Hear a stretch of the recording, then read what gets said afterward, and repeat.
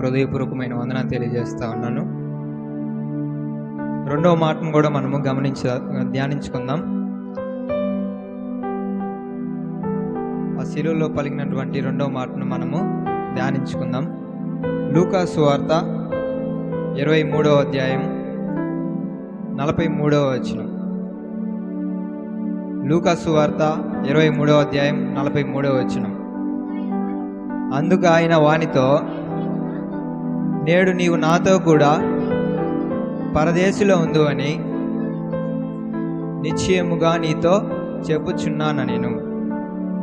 ఇక్కడ మనం చూసినట్లయితే యేసుక్రీస్తు ప్రభువారు ఆ సిలువ వేయబడినప్పుడు పక్కనే ఉన్నటువంటి ఇద్దరు దొంగలతో అంటున్నటువంటి మాట ఏంటంటే, నేడు నీవు నాతో కూడా పరదేశిలో ఉండు అనే మాటను మనము చూస్తూ ఉన్నాం. అయితే యేసుక్రీస్తు వారు సిలువ వేయబడినప్పుడు యేసుక్రీస్తు ప్రభుతో కూడా ఇద్దరు దొంగలలో ఒక దొంగలో వచ్చినటువంటి మార్పును ఈరోజు మనము చూసుకొని ఈ యొక్క మూడో మాటకి వెళ్దాం రండి.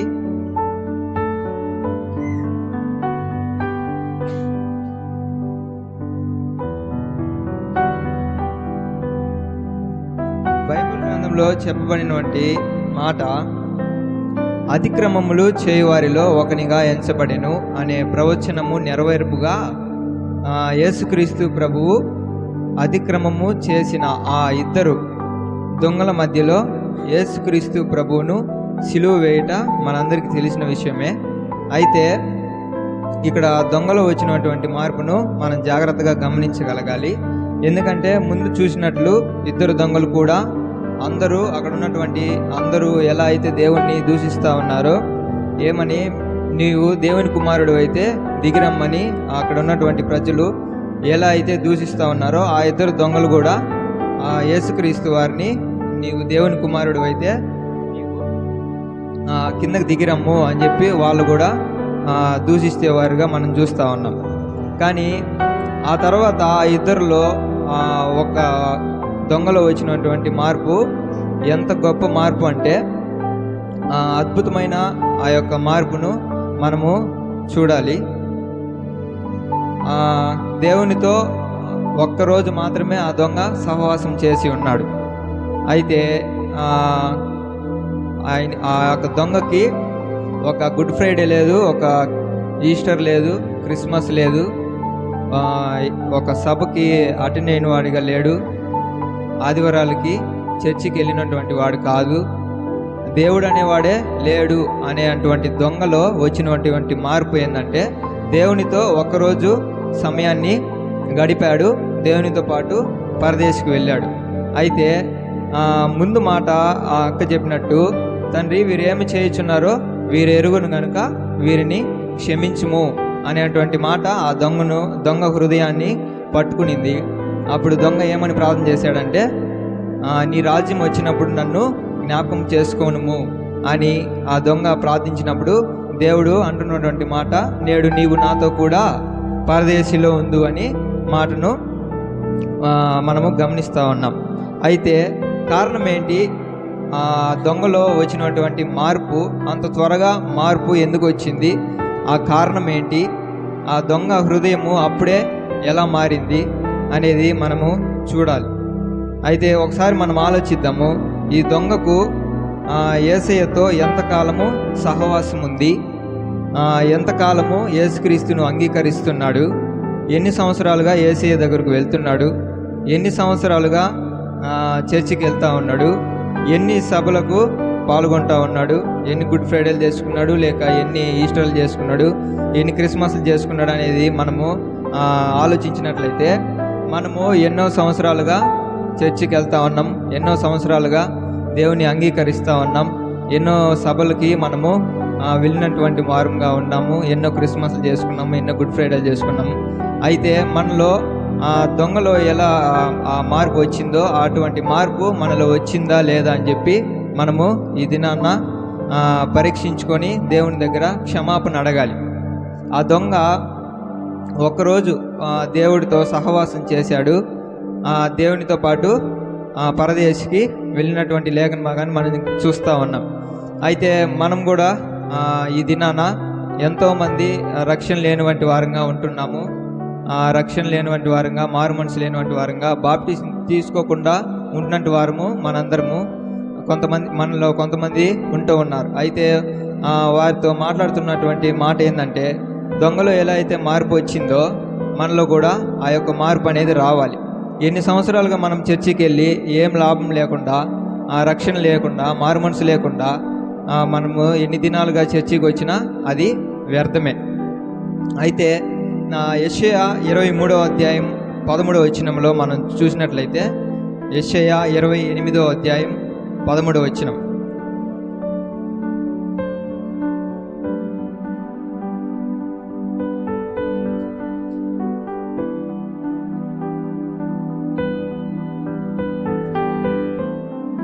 కావున వారు వెళ్ళి వెనుకకు మొగ్గి విరుగబడి చిక్కబడి పట్టబడినట్లు ఆజ్ఞ వెంబడి ఆజ్ఞ, ఆజ్ఞ వెంబడి ఆజ్ఞ, సూత్రం వెంబడి సూత్రము, సూత్రం వెంబడి సూత్రము, కొంత ఇచ్చట కొంత అచ్చట యెహోవా వాక్యము మీకు వచ్చును అనే మాటను మనం చూసినట్లయితే, ఇచ్చట దేవుడు యేసుక్రీస్తు వారు ఏమన్నారు, నేను పరదేశికి వెళ్తున్నాను అనే లేఖన భాగాన్ని మనం చూస్తున్నాం. ఇచ్చట.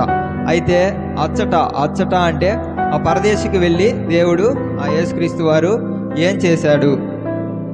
యేసుక్రీస్తు వారు ఆ దొంగను తీసుకెళ్ళి అక్కడ అచ్చట అనే మాట ప్రకారము అక్కడ ఏం చేశాడో మనం చూడాలి.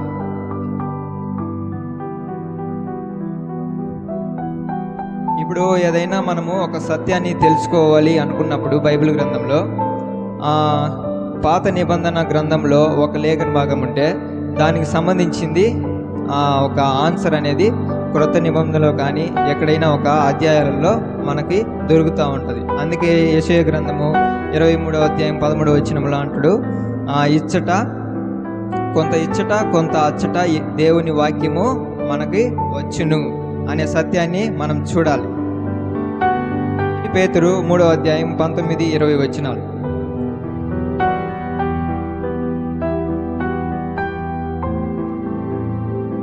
యేసయ్య పరదేశికి వెళ్ళి ఏం చేశాడో అక్కడ వ్రాయబడి ఉంటుంది, మనం చూద్దాం.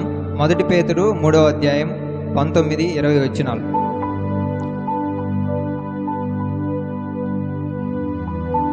దేవుని దీర్ఘశాంతము చదవండి అక్క.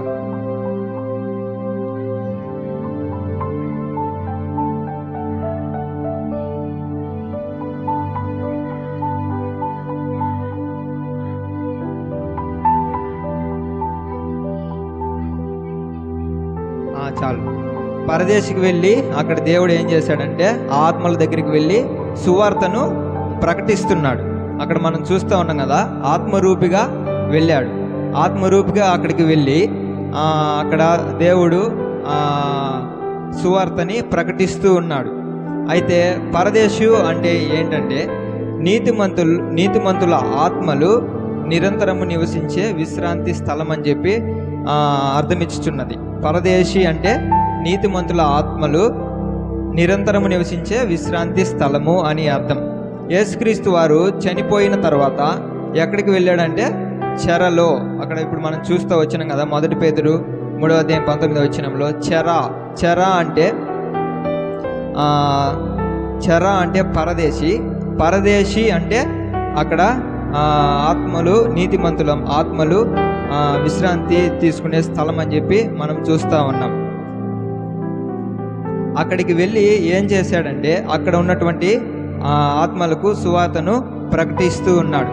చెరలో ఉన్న ఆత్మలు అంటే వారికి శరీరాలు ఉండవు. ఆత్మ అంటే శరీరం కాదు. చనిపోయిన వారికి ఆ శరీరం అనేది ఉంటుందా? ఉండదు. అయితే ఆత్మలకు శరీరాలు లేవు అని అర్థమిచ్చుచున్నది. అందుకే యేసుక్రీస్తు కూడా ఎలా వెళ్ళాడంట? ఆత్మరూపిగానే వెళ్ళాడు. ఆ ఆత్మల దగ్గరికి యేసుక్రీస్తు ప్రభు కూడా ఆత్మరూపిగానే వెళ్ళినట్టు సందర్భం మనం చూస్తూ ఉన్నాం. ఆ ఆత్మల దగ్గరికి వెళ్ళడానికి ఆత్మరూపిగానే వెళ్ళాడు. అయితే యేసుక్రీస్తు శరీరము శిలువలో అక్కడ బలియాగం అయిపోయాడు కదా. అయితే ఆయన శరీరము ఎక్కడుందంటే యోసేపు అరేమిత యోసేపు సమాధి మధ్యలో యేసుక్రీస్తు శరీరము అక్కడ పెట్టబడింది. యేసుక్రీస్తు ఆత్మల దగ్గరికి ఆత్మరూపిగా వెళ్ళి అక్కడ దేవుని సువార్తను ప్రకటిస్తూ ఉన్నాడు. అక్కడ ప్రకటిస్తున్నప్పుడు ఆయన శిలువ మీద మరణించినప్పుడు ఆయన చేసిన త్యాగాన్ని గురించి, ఆయన అక్కడ కల్వరి శిలువలో రక్తం కాల్చి కొరడా దెబ్బలు తిని అవన్నీ అక్కడ ఆత్మల దగ్గరికి వెళ్ళి వాటి గురించి ప్రకటిస్తూ ఉన్నాడు అన్నమాట. ఆయన పరదేశికి వెళ్ళడం ఎప్పుడు సాధ్యమైందంటే ఆయన శిలువలో మరణించినప్పుడు సాధ్యమైంది. ఆయన చెరలోనికి వెళ్ళాడు కదా. ఆ చెర ఎక్కడ ఉందో మనము గమనించాలి. ఆ చెర అంటే పరదేశి అని చెప్పి మనము చూస్తున్నాం కదా. ఆ పరదేశి అనేది ఎక్కడుందో మనము గమనించినట్లయితే ఎఫెసీ 4వ అధ్యాయం 9వ వచనం.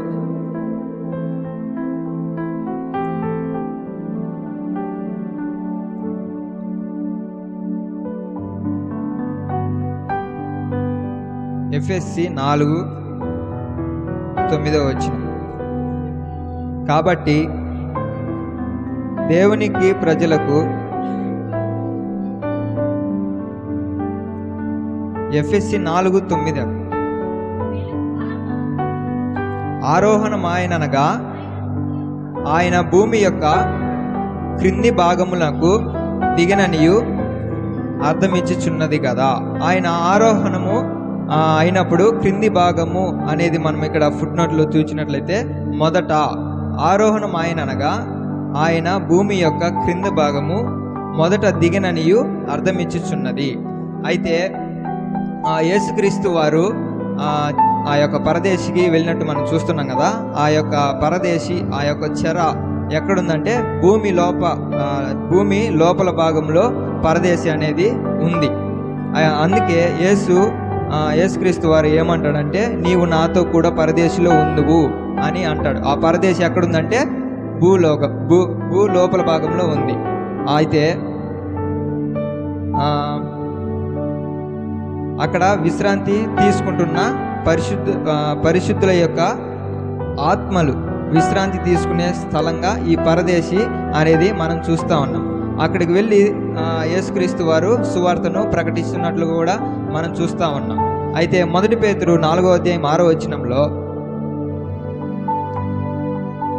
1 పేతురు 4వ అధ్యాయం 6వ వచనం, మృతులు శరీర విషయంలో మానవరీత్యా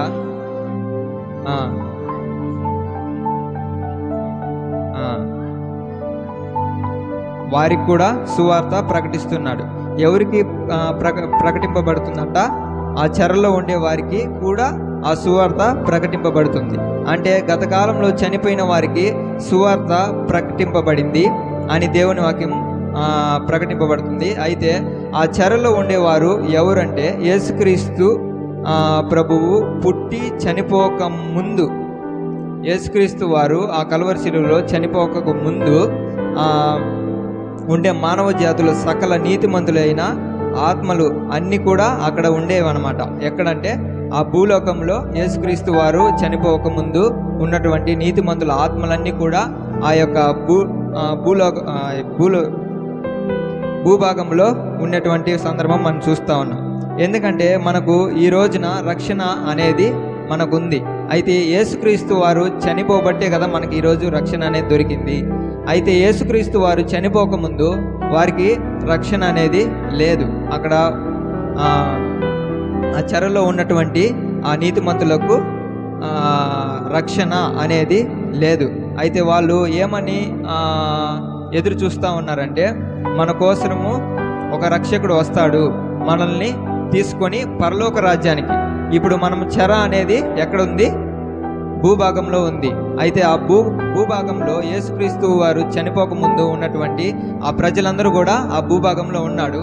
అయితే వారందరూ కూడా ఏమని విశ్వసిస్తున్నారంటే ఒకరోజు మనకి రక్షణకర్త మన యేసయ్య ఇక్కడికి వస్తాడు, మనల్ని కొనుక్కోబడతాడు అని చెప్పి వాళ్ళు ఎదురు చూస్తున్నటువంటి సందర్భం మనం ఇక్కడ చూస్తూ ఉన్నాం. అయితే దేవుడు ఏమంటున్నాడు? రక్షింపబడి నమ్మి బాప్టిస్మము పొందిన ప్రతి వాడికి నిత్యరాజ్యానికి వారసులు అని చెప్పి అంటా ఉన్నాడు. అయితే రక్షింపబడింది ఎవరు? రక్షింపబడింది యేసుక్రీస్తు వారు చనిపోయిన తర్వాత రక్షింపబడింది అందరము మనము. అయితే యేసుక్రీస్తు వారు చనిపోక ముందు వారికి రక్షణ అనేది లేదు కదా. అయితే వాళ్ళు ఎలా నమ్మి బాప్టిస్ము పొంది నిత్యరాజ్యానికి వారసులు అవుతారంటే మన తండ్రి మన యేసుక్రీస్తు ఎలాంటి వారు? న్యాయం చేసే దేవుడు. న్యాయం చేయాలి కనుక న్యాయం చేయడానికి దొంగను తీసుకొని పరదేశికి వెళ్ళి అక్కడ వాళ్ళకి సువార్తను ప్రకటించి, నేను మీకోసము ఆ కల్వరి శిలువలో రక్తాన్ని కార్చాను, మీకు నేను రక్తాన్ని కార్చడం వలన మీకు రక్షణ అనేది దొరికింది. ఇప్పుడు మనందరం కూడా ఎక్కడికి వారసులం అవుతామంట? పరలోక రాజ్యానికి వారసులం అవుతామంట అని చెప్పి ఆ దొంగ కూడా ఇదిగో నా సాక్ష్యము, ఇదిగో ఈ దొంగను అని చెప్పి యేసుక్రీస్తు వారంటే ఆ దొంగ కూడా చెప్తా ఉన్నాడు, అవును మన కోసము యేసుక్రీస్తు వారు ఆ కల్వరి శిలువలో ప్రాణం పెట్టాడు, నీ నా పాపాల కొరకు ప్రాణం పెట్టాడని చెప్పి ఆ దొంగ కూడా సాక్ష్యం ఇచ్చినప్పుడు వాళ్ళు నమ్మి ఆయన్ని విశ్వసించి ఆయనతో పాటు పరలోక రాజ్యానికి వెళ్ళినట్టుగా మనం చూస్తూ ఉన్నాం. అయితే ఆ యొక్క దొంగ యేసుక్రీస్తును అంగీకరించక ముందు దొంగ అని పేరు ఉండేది. అయితే యేసుక్రీస్తుని అంగీకరించి ఎప్పుడైతే నీ రాజ్యం వచ్చినప్పుడు నన్ను జ్ఞాపకం చేసుకోమని చెప్పి ప్రార్థన చేశాడో అప్పుడు ఆ యొక్క దొంగకి మరొక పేరు మాజీ దొంగ అని చెప్పి అనబడుతూ వచ్చింది. అయితే ఆ మాజీ దొంగ కూడా అవును యేసుక్రీస్తు వారే ఏ పాపం లేని వాడుగా ఉన్నాడని అక్కడ ఉంటున్నటువంటి వారికి ఆ యొక్క సువార్తను ప్రకటిస్తున్నట్లుగా మనం చూస్తూ ఉన్నాం. అయితే ఎఫ్ఎస్సి ఒకసారి మనం చూసినట్లయితే లేఖన భాగంలో ఎఫ్ఎస్సి 4వ అధ్యాయం 8వ వచనంలో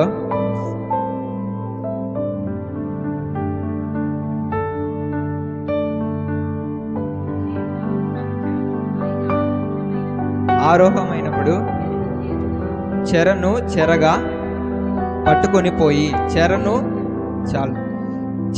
చెరగా పట్టుకొని వెళ్ళాడు అనమాట. చెర అంటే మనం ఏం చూసినట్టు అక్కడ ఏం చూసాము? చెర అంటే పరదేశం అని చెప్పి మనం చూస్తాము. అక్కడ ఆ పరదేశంలో ఉన్నటువంటి వారిని అందరిని కూడా తీసుకొని చెరను చెరగా పట్టుకొని పరలోక రాజ్యానికి వెళ్ళినట్టుగా మనం చూస్తూ ఉన్నాం. అయితే మనము తెలుసుకోవాల్సిన అంశం ఏంటంటే మరణం తర్వాత యుగ యుగాలు జీవించే విలువైన జీవితము ఒకటి ఉంది అని చెప్పి మనము గ్రహించుకోవాలి. ఆ సత్యాన్ని మనం తెలుసుకోవాలి. అనేక సంవత్సరాలుగా ఉన్నటువంటి వారు పరదేశిలో ఉన్న వారందరినీ పరలోక రాజ్యానికి తీసుకుని వెళ్ళి వారిని స్వతంత్రులుగా చేశాడు. అయితే మనము ఈ భూమి మీద జీవిస్తున్నప్పుడు మనకు ఎప్పుడు మరణము సంభవిస్తుందో మనకు తెలియదు. గనుక యేసుక్రీస్తు వారు ఎందుకు చనిపోయాడు? నీ నా పాపం నిమిత్తము చనిపోయాడు కనుక మనకు రక్షణ అనేది దొరికింది. ఆ రక్షణను మనం చేతపట్టుకొని దేవుణ్ణి ప్రతి ఆదివారము ఆరాధిస్తూ, ప్రతి సభలలో పాల్గొంటూ, దేవుని వాక్యం చదువుకుంటూ, దేవునికి ప్రార్థన చేస్తూ విశ్వాసంగా మనము జీవించినట్లయితే ఈరోజు మనము చనిపోయినప్పుడు మనల్ని ఆ దొంగని ఎలా అయితే పరదేశికి తీసుకువెళ్ళాడో అలాగన మనల్ని కూడా పరలోక రాజ్యానికి వారసులుగా చేసే దేవుడుగా మన యేసుక్రీస్తు వారు ఉన్నటువంటి లేఖన భాగాన్ని మనం చూస్తూ ఉన్నాం. అయితే ఈరోజు మనము తీర్మానం చేసుకోవాలి. అవును తండ్రి, అవునయ్యా యేసయ్య, నేను ఎన్నో సంవత్సరాలుగా చర్చికి వస్తూ ఉన్నాను, ఎన్నో వాక్యాలు విన్నాను, ఎన్నో సభలకు వెళ్ళాను, ఎన్నో క్రిస్మస్లు చేసుకున్నాను, ఎన్నో గుడ్ ఫ్రైడేలు చేసుకున్నాను, ఎన్నో ఈస్టర్లు చేసుకున్నాను. అయినప్పటికీ నాలో ఏ మార్పు రాలేదయ్యా, నన్ను క్షమించు అని చెప్పి మనము యేసుక్రీస్తుని వేడుకొని క్షమాపణ పొంది మనము ఇక నుంచైనా యేసుక్రీస్తును అంగీకరించి మనము దేవునితో పాటు సహవాసం కలిగి జీవించే వారిలాగా మనం ఉండాలి. అలాగన మనము జీవిస్తే మనం కూడా చనిపోయినప్పుడు దొంగ ఎలా అయితే పరదేశికి వెళ్ళాడో ఆ రీతిగా మనల్ని కూడా దేవుడు పరలోక రాజ్యంలో ఆ వారసులుగా మనం చేసేటువంటి దేవుడిగా ఉంటున్నట్టు దేవునికి మనము దేవుడిని ఆరాధించేవారిలా, గణపరిచేవారిలా మనం ఉండాలని ప్రభు పేరుతో మీ అందరికీ తెలియజేస్తూ ఉన్నాను. దేవుని ఈ కొద్ది మాటలు దీవించును గాక. ఈ సమయాన్ని ఇచ్చినటువంటి ప్రభు కుమారాన్ని కూడా నా యొక్క హృదయపూర్వకమైన వందనాలు తెలియజేస్తున్నాను. గట్టిగా చెప్పట్లు కొడతాం, ప్రభుని కనపడతాం. అర్థమైందని నేను అనుకుంటున్నాను. షార్ట్ కట్లో ఒక మాటలో చెప్తాం చూడండి.